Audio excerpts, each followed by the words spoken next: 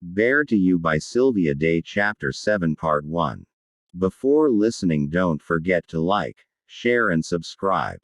Thank you. I don't remember much of what happened after we arrived. Camera flashes burst around us like fireworks as we walked the length of the press gauntlet, but I scarcely paid them any mind.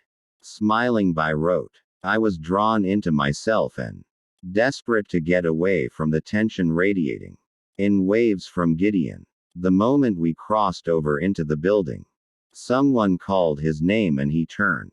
I slipped away, darting around the rest of the guests, clogging the carpeted entrance. When I reached the reception hall, I snatched 2 glasses of champagne from a passing server and searched for Carrie as I tossed one back. I spotted him on the far side of the room with my mom and Stanton, and I crossed to them, discarding my empty glass on a table as I passed it. Eva. My mother's face lit up when she saw me. That dress is stunning on you. She air kissed each of my cheeks. She was gorgeous in a shimmering, fitted column of icy blue. Sapphires dripped from her ears, throat, and wrist, highlighting her eyes and her pale skin. Thank you. I took a gulp of champagne from my second glass, remembering that I'd planned on expressing gratitude for the dress. While I still appreciated the gift, I was no longer so happy about the convenient thigh slit. Carrie stepped forward, catching my elbow. One look at my face and he knew I was upset. I shook my head, not wanting to get into it now. More champagne, then? He asked softly. Please. I felt Gideon approaching before I saw my mother's face light up like the New Year's ball in Times Square. Stanton, too, seemed to straighten and gather himself. Eva. Gideon set his hand on the bare skin of my lower back and a shock of awareness moved through me. When his fingers flexed against me, I wondered if he felt it, too.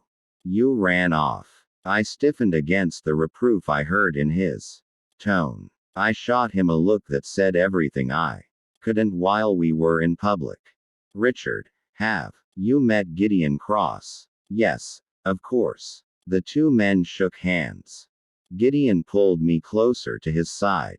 We share the good fortune of escorting the 2 most beautiful women in New York. Stanton agreed, smiling indulgently down at my mother. I tossed back the rest of my champagne and gratefully exchanged the empty glass for the fresh one Carrie handed me. There was a slight warmth growing in my belly from the alcohol, and it loosened the knot that had formed there. Gideon leaned over and whispered harshly, "Don't forget you're here with me." He was mad. What the hell? My gaze narrowed. You're one to talk. Not here, Eva. He nodded at everyone and led me away. Not now. Not ever. I muttered, going along with him just to spare my mother a scene. Sipping my champagne, I slid into an autopilot mode of self-preservation I hadn't had to use in many years. Gideon introduced me to people and I supposed I performed well enough, spoke at the appropriate moments and smiled when necessary, but I wasn't really paying attention. I was too conscious of the icy wall between us and my own hurt anger. If I'd needed any proof that Gideon was rigid about not socializing with women he slept with, I had it. When dinner was announced, I went with him into the dining room and poked at my food.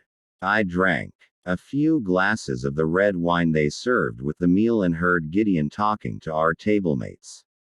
Although I didn't pay attention to the words, only to the cadence and the seductively deep, even tone. He made no attempt to draw me into the conversation, and I was glad.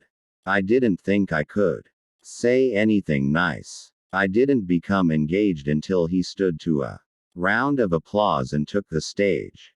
Then I turned in my seat and watched him cross to the podium, unable to help admiring his animal grace and stunning good looks. Every step he took commanded attention and respect, which was a feat, considering his easy and unhurried stride.